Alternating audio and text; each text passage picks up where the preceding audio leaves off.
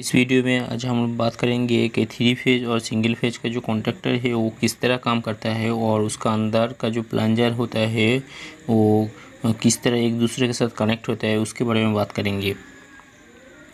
ये काला वाला जो है सिंगल पोल का कॉन्ट्रैक्टर है और वाइट वाला जो है वो थ्री फेज का कॉन्ट्रैक्टर होता है, थ्री फेज में यूज़ होता है। मतलब दोनों एक ही तरह एक ही जैसा है। मतलब काला वाला जो है सिंगल पॉइंट निकलता है और वाइट वाला जो है वो 4 पोल निकलते हैं, मतलब 4 पॉइंट होता है इस पर।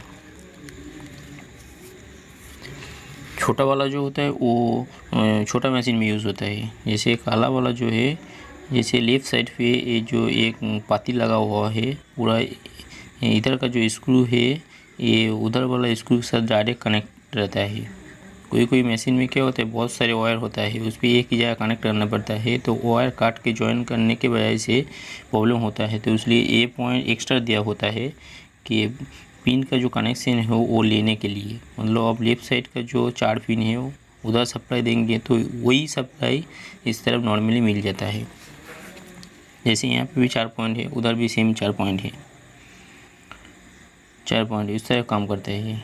और बीच का जो ये पॉइंट है, इधर एक स्क्रू है उधर एक स्क्रू है, ये नॉर्मली में ओपन रहता है। ये लेफ़्ट साइड और राइट साइड में जो कॉयल रहता है उस पर पावर सप्लाई देने से इधर का जो पॉइंट है उधर आ जाता है। जैसे ये वाला एक कॉयल है, जैसे कोई भी कॉयल हुआ तो उस पर 220 वोल्ट इनपुट करने से अंदर का जो प्लंजर होता है वो सामने तरफ खींच लेता है, नीचे तरफ खींच लेता है, तो एक साइड का पॉइंट दूसरे साइड चला जाता है। जैसे यहाँ पे लिखा हुआ है कि 208 से 240, मतलब 208 वोल्ट से 240 वोल्ट तक ये कोयल काम करेगा। उससे ऊपर होगा तो कोयल जल जाएगा, कुछ प्रॉब्लम हो सकता है। लेकिन 220 वोल्ट इनपुट करने से ये कोयल काम करता है। जैसे यहाँ पे साफ साफ लिखा हुआ है 208 से 240, मतलब 40 तक ये लोड ले सकते हैं, 40 वोल्ट तक। जैसे ये दोनों में पावर देने से अंदर का जो प्लंजर है वो बैठ जाता है और लेफ़्ट साइड का ए साइड का जो सप्लाई वो इधर आ जाता है। थ्री फेज का जो कॉन्ट्रैक्टर है ये वाइट वाला वो सेम उसी तरह काम करता है, लेकिन उस पर सिंगल पॉइंट है। काला वाला में सिंगल पॉइंट है और इस पर 4 पॉइंट है। उस पर जैसे एक ही पॉइंट निकलते हैं, इस पर 4 पॉइंट निकलेगा। जैसे आप इस पर भी सिंगल फुल सप्लाई देंगे, मतलब 220 सप्लाई देंगे, तो इधर का जो 4 पॉइंट है वो इस तरह 4 पॉइंट आउट होगा। लेकिन ये वाला जो कॉन्ट्रैक्टर है ये 110 वोल्ट का भी कॉइल मिलता है इस पे कॉन्ट्रैक्टर में, लेकिन ये वाला जो कॉन्ट्रैक्टर है ये 220 वोल्ट का है। जैसे इधर 1 2 3 4 पॉइंट है और ज़्यादातर यूज़ होता है तीनों पिन, लेकिन आखिरी में जो 4 है वो NO NC है, एक दूसरे के साथ कनेक्ट करने के लिए। लेकिन ये 4 नंबर ज़्यादा यूज़ नहीं होता है, ये 3 पिन यूज़ होता है। इधर 3 पिन में जो सप्लाई देंगे तो ये ऊपर का इधर 4 पॉइंट आ जाएगा। जैसे यहाँ पे लिखा हुआ है 220 वोल्ट 240 वोल्ट 50 से 6HZ, मतलब 50 से 6HZ फ्रिक्वेंसी लेता है। और A1 जो होता है ये मेन सप्लाई A1 और इधर है A2, ये दोनों में पावर सप्लाई देना पड़ता है। मतलब 240 वोल्ट तक ये ले सकता है।